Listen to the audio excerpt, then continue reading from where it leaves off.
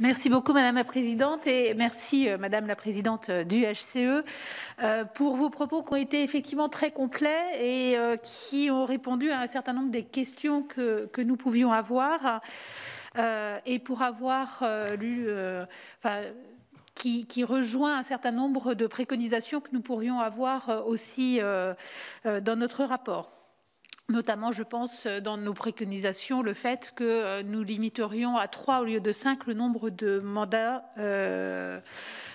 en même temps, de cumul de mandats. Donc, ça fait partie effectivement des choses auxquelles nous avions réfléchi. Moi, je vais plutôt vous parler de l'accès aux filières techniques des filles. Et donc, j'ai bien entendu la notion de quota. Et effectivement, au niveau des écoles d'ingénieurs, on le voit bien, il y a quand même moins de filles que de garçons, mais le travail, je crois, est à faire bien en amont. Puisque si j'en crois ma propre expérience, moi je suis ingénieure en travaux publics, donc vous voyez un métier particulièrement féminin, nous étions 10% effectivement en école d'ingénieurs, mais nous n'étions pas beaucoup plus nombreuses en prépa et pas même en terminale scientifique, en filière scientifique. Donc c'est bien au moment du collège que les choses se sont jouées pour savoir si on s'orientait vers une filière scientifique ou vers une autre filière. Donc je crois qu'il y a un vrai travail, mais on le dit beaucoup, mais je ne vois pas beaucoup les choses évoluer sur ce sujet. Donc comment aider à faire qu'une petite fille, alors on parle souvent des modèles, mais une petite fille puisse se projeter en se disant que demain elle serait cosmonaute ou grand chirurgien, ou effectivement programmateur, etc.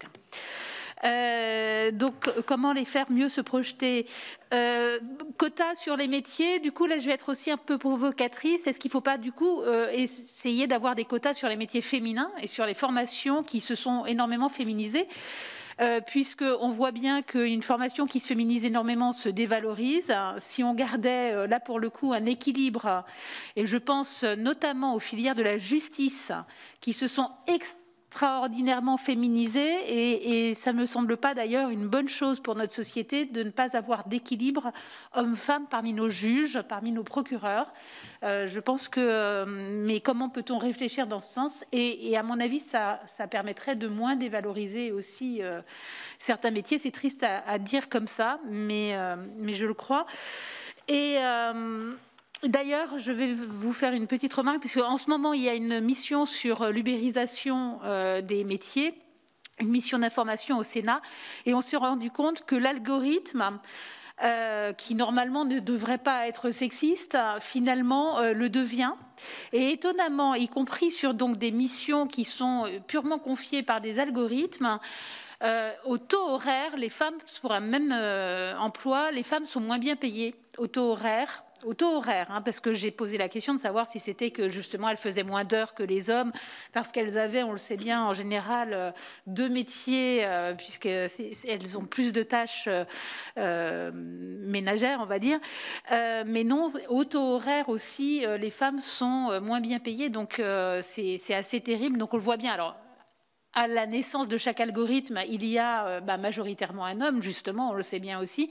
Mais là où il ne croit pas introduire un biais, on se rend compte qu'il y a un biais. Et puis comme l'algorithme s'auto-alimente, le biais, en règle générale, devient de plus en plus important. Donc là où les femmes, au départ, ne sont pas censées être pénalisées, finalement, elles le deviennent à la fin. Et ensuite, toujours, parce que c'est une chose qui est très importante, notamment dans ces métiers où nous sommes peu nombreuses, les réseaux féminins. Et moi-même, pour en avoir monté un qui s'appelle toujours d'ailleurs et qui vit toujours, même si moi je ne suis plus dans le bâtiment, mais qui était les femmes du bâtiment. Et l'idée, c'était d'avoir un partage d'expérience parce que c'est justement, on est assez peu nombreuses chacune dans nos entreprises et le fait de pouvoir se rencontrer et de se rendre compte que finalement on vit plus ou moins toutes les mêmes choses, c'est très important. Mais comment faire pour les aider à se développer et notamment sur ce partage d'expérience, une des raisons pour lesquelles on avait monté ce réseau, c'est parce que on s'était rendu compte que les femmes ne savaient pas aller demander une augmentation. C'est un truc, un homme pousse une porte pour aller voir son patron en disant bon, écoute, là, ça va pas. L'année dernière, j'ai rien eu. Là, je trouve que j'ai bien bossé. Il va falloir m'augmenter. Une femme n'ose pas le faire. Et les patrons en jouent. J'ai une amie qui a voulu commencer à parler de sa future augmentation alors qu'elle faisait un trajet Paris-Lyon avec son patron. Il lui dit « Ah non, tu vas pas me parler d'argent, j'ai horreur de ça ».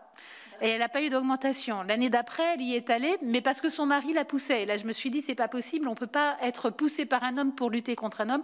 Soyons solidaires entre femmes et on va s'aider, parce que ce qui lui arrivait à elle, ça arrivait en fait à quasiment toutes. On ne sait pas aller demander une augmentation. Donc ces réseaux me semblent effectivement très utiles. Pour autant, comment est-ce qu'on pourrait les aider à mieux se faire connaître, à mieux se développer et du coup, voilà, à mieux aider les femmes.